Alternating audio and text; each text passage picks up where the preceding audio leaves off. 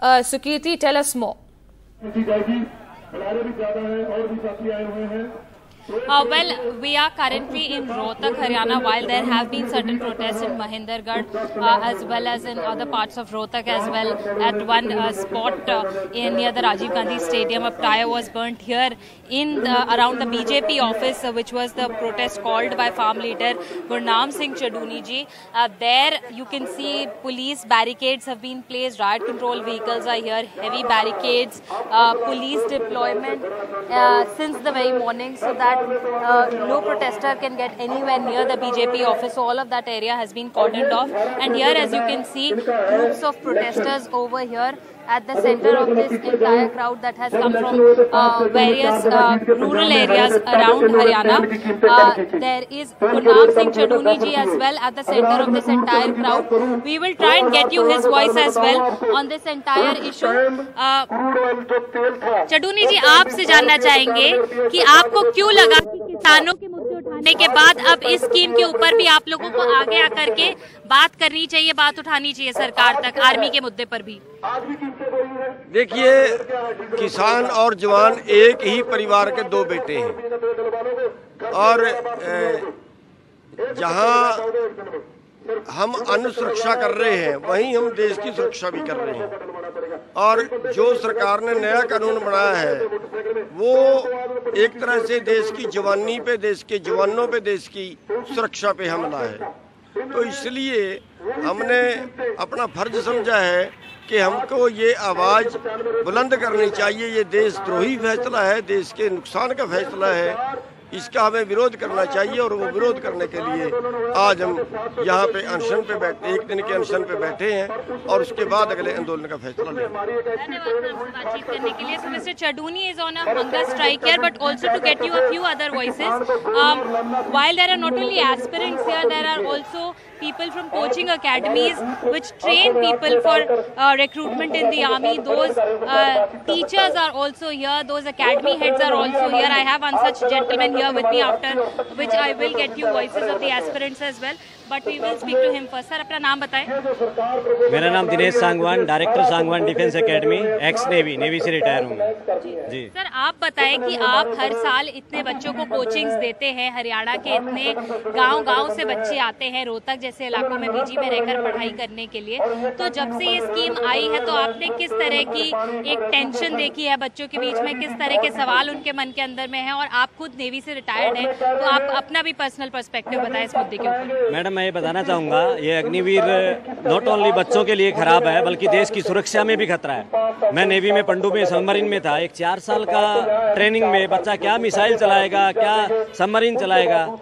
दूसरा, जो बच्चे हैं ना रिटायरमेंट आने के बाद में ना कोई पेंशन है, ना इसको मेडिकल फैसिलिटी मिल रही है। मैं तो गवर्नमेंट से यही कहना चाहूँगा कि एयरफोर्स की जो भर्तियाँ रुकी हुई हैं, जिनका ग्रुप डिस्कशन हो चुका है, टेस्ट हो चुका है, फिजिकल मेडिकल हो चुका है, जिनकी ज्वाइनिंग पिछले साल जून में होनी थी, वो अभी उनकी ज्वाइनिंग करवानी चाहिए। और जो टेस्ट हो चुका है उसका रिजल्ट नहीं आया, उसको नॉर्मल तरीके से भर्ती करवाएं। और जो बच्चे सुसाइड कर रहे हैं, आर्मी का फिजिकल मेडिकल हो चुका है, उनका टेस्ट लेना चाहिए और TOT को वापस लेना चाहिए। धन्यवाद सर हमसे बातचीत करने के लिए। So significantly this gentleman over here points out suicide among students because yesterday a 22-year-old youngster had in fact died by suicide after being disappointed allegedly over this issue of the Agnipath scheme. He was somebody who hailed from Jeend, had been studying here, preparing in Rohtak for quite some time. There are also several ex-servicemen of the army that have come here to support the aspirants. We will try and get you their voices as well. Sir, आप अपना नाम बताएं, army में कौन सी post से retire हुए आप? Sir, मेरा नाम गुरप्रीत सिंह है। वैसे मैं एजुकेशन डिपार्टमेंट से हूँ और बच्चों को ट्रेनिंग दे रहा हूँ इसी के रिगार्डिंग। तो इसमें एक ऐसा क्या है कि मेरे पास बच्चे गरीब से गरीब परिवार के बच्चे आते हैं ना, जिनकी आमदन बिल्कुल जीरो होती है, कि दिहाड़ी करके टाइम पास करते हैं जी। तो माँ बाप दिहाड़ी करके बच्चों को हमारे पास भेजते हैं जी, एकेडमी वगैरह की फीस पे करते हैं। 3-4 साल बच्चों ने फीस पे की। अब लास्ट जब एग्जाम तक पहुंचे तो सरकार ने फरमान जारी कर दिया जी कि इनका एग्जाम कैंसिल। तो बच्चे के पास 2 ही रास्ते बचते हैं, जा मरो जा मारो। बच्चा करे क्या? ऐसे है ना जी, बच्चे तो दुखी हो गए। और दूसरा सरकार ने किया TOD लागू कर दिया, यानी कि टूर ऑफ ड्यूटी, यानी कि न्यू भर्ती जो भी होगी वो सिर्फ 4 साल के लिए भर्ती होगा जवान। 4 साल के बाद जवान को घर भेज दिया जाएगा। मान के चलो जी कि सीधी सी बात को उसका एक तरह का शूटर बना के घर भेज देंगे। वापस आके वो करेगा क्या, वो भी सोचने का विषय है ना जी।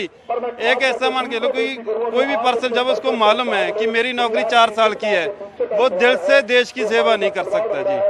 अगर सरकार को ऐसा लगता है कि ये उनका फरमान सही है, तो मेरी सरकार से रिक्वेस्ट है, सरकार के MP MLA CM PM जो भी है वो ये कंडीशन वो खुद पे भी लागू कर लें।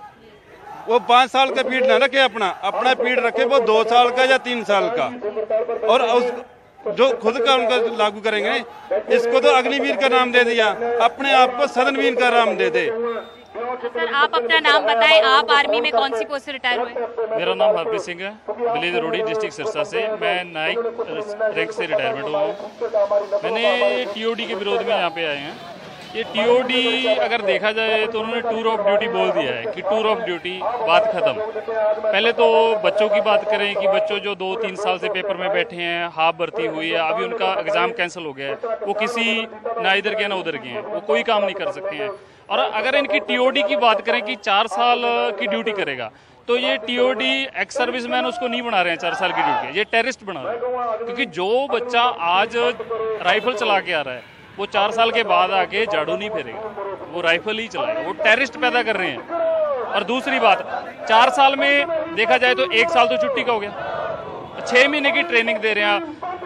ट्रेन सोल्जर तो पूरी सर्विस में नहीं बनता है, तो ये 6 महीने में कैसे ट्रेन सोल्जर करके उसको ग्लेशियर और कश्मीर एरिया में भेज देंगे? ये बहुत गलत है। और ये बच्चों का नुकसान कराएंगे। ज़्यादातर हाई एल्टी में बच्चे जाएंगे, उनको नॉलेज ही नहीं होती इस चीज़ की, वो अपना कैजुअलिटी होंगे, डेथ होंगे। आप देख लो कि ज़्यादातर जो शहीद हो रहे हैं वो छोटी एज के लड़के हैं, जिनकी सर्विस 3 साल है, 4 साल है, 5 साल है। अब ये बताओ कि 4 साल में 1 साल ट्रेनिंग का निकल गया, 6 महीने की ट्रेनिंग करके उसको क्या पता कि हाई एल्टी में कैसे रहना है और कैसे कश्मीर में लड़ना है, क्या करेगा? वो नुकसान ही कराएगा अपना। तो ज़्यादा ये कैजुअलिटी कराने के लिए बहुत ज़्यादा धन्यवाद हमसे बातचीत करने के लिए। So severe allegations there were people saying that why would you train somebody with arms and then ask them to come back home and sit without a profession, and that's going to be extremely dangerous for the people here, for the safety of others. But also while these voices were there to give you context, we will just try and get you a few voices of the youngsters here who have gathered here,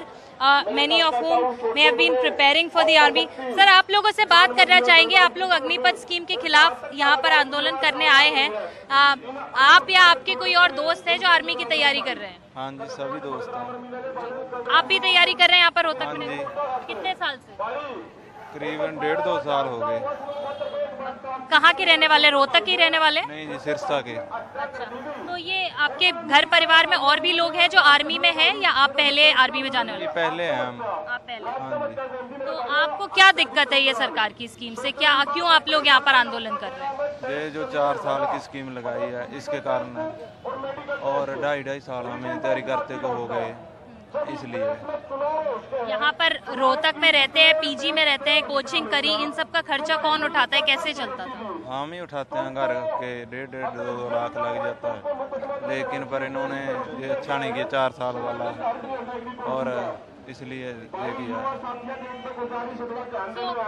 Several voices there. Many of these youngsters worried about what they are going to do after 4 years. But definitely, even people who run the coaching academies here for training these youngsters, even ex-servicemen, people from various domains connected to the armed forces, who served in the armed forces before or are teaching other people who want to get recruited. All of those voices trying to unite here under the leadership of Gurnam Singh Chaduni, who played a key role during the farmers' protest, and now trying to unite youngsters on this issue as well, saying किसान और जवान दोनों एक ही परिवार का हिस्सा होते हैं।